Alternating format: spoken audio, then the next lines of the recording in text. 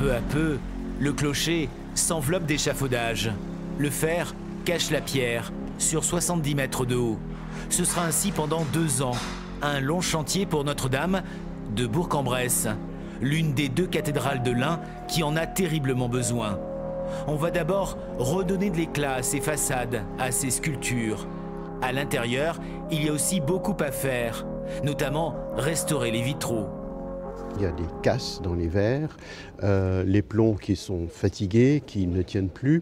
Et donc on a en fait une perte de l'étanchéité, parce qu'on parle en fait de fenêtres tout simplement. Tout ça nécessite en fait une dépose de ces vitraux-là, de regarder vraiment à la loupe dans un atelier spécialisé. Mais l'édifice souffre d'autres blessures dues à l'humidité. Il faut grimper pour trouver la cause, s'inviter dans la forêt, cet entrelacement de poutres.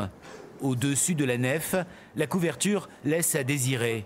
Il y a beaucoup de trous qui sont dus aux affres du temps en fait, et les animaux notamment qui se posent sur la toiture. Les cigognes par exemple, qui viennent déchausser les tuiles. Il y a 40% de la toiture, de la couverture du moins, qui va être reprise. Si le loto du patrimoine a permis d'alléger le coût des travaux de 300 000 €, la ville doit tout de même financer 2 millions sur les 4,8 prévus. Car une cocathédrale n'a pas le même statut patrimonial qu'une cathédrale en titre.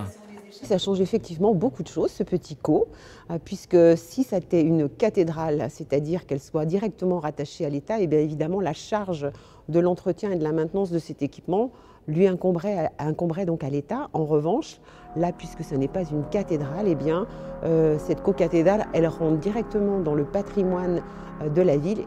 Une souscription est donc ouverte pour poursuivre la renaissance de Notre-Dame de Bourg, dont l'histoire remonte au XVIe siècle.